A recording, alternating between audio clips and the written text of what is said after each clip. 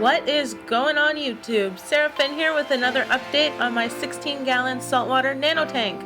I haven't done an update for a couple weeks on this tank, so I'm excited to show you guys how much this coral has grown since putting the new light in, as well as showing you the new protein skimmer that I picked up off a friend. So that's been working fantastically. I can't wait to show you this tank, so let's get started. First and foremost, these clownfish look great. They're healthy, their colors have popped, they look fantastic under this new light. I'm really happy with these fish. I'd recommend them to anyone who has a nano tank. They're active, they're lively, and they're kind of weird. They have weird personalities, so they're interesting to watch. I'm definitely happy with my snowflake clownfish in particular. He's definitely growing quite a bit and his colors are really starting to come out. Of course, not as much as my wild-caught percula clownfish, but he's getting there.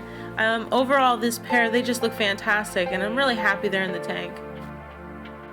And of course, Bob the cleaner shrimp's still kicking around. He's doing well. He's continuing to molt probably about once a month.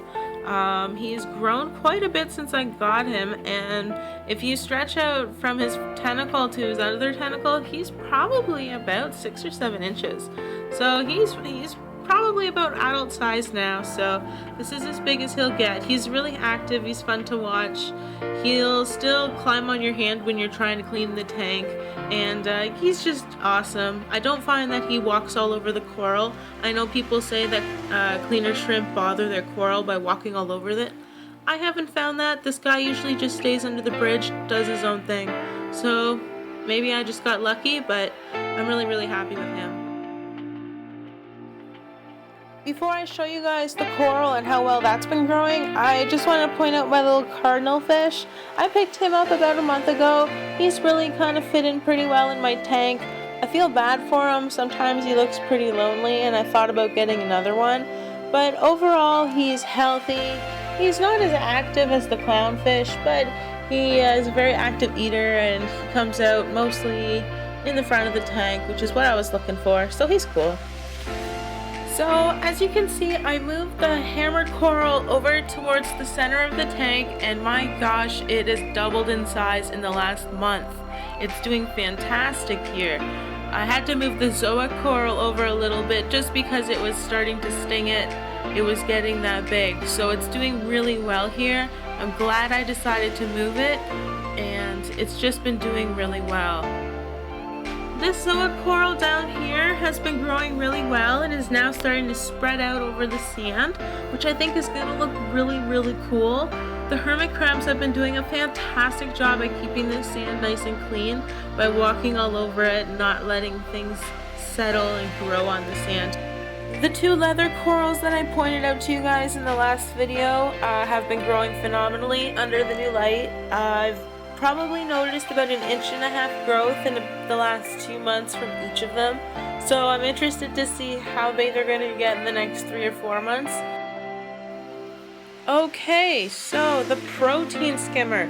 This thing is awesome. Whoever says you don't need one for a nano tank doesn't have one, because I didn't have one for the longest time.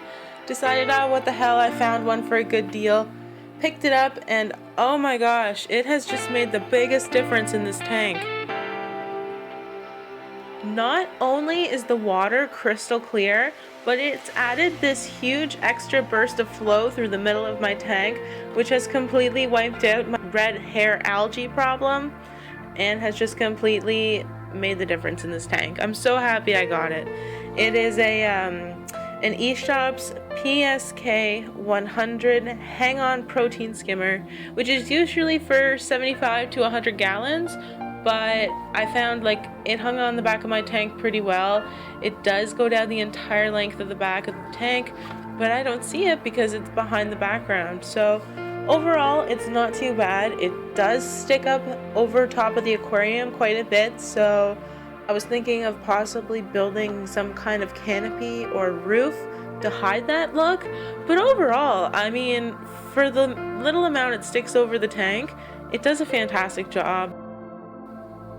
So like I said, I don't use the sump for this aquarium. The only filtration I have other than the live rock and the protein skimmer is a basic Aqua Clear 30. It does the job. The sponge filter's in there, and I have the carbon. I took out the bio balls. You don't really need to have those for saltwater, I found. And the sponge does a great job in catching any kind of gunk that's floating in the water. So I really didn't feel the need to put a sump in. This little filter does the trick. Well, that's about all that's been going on in the nano tank for now. Stay tuned, subscribe for more. I'll be putting out new fish videos every week. I'll be going through different types of freshwater tanks, African cichlid tanks, and saltwater nano tanks. So stay tuned for that.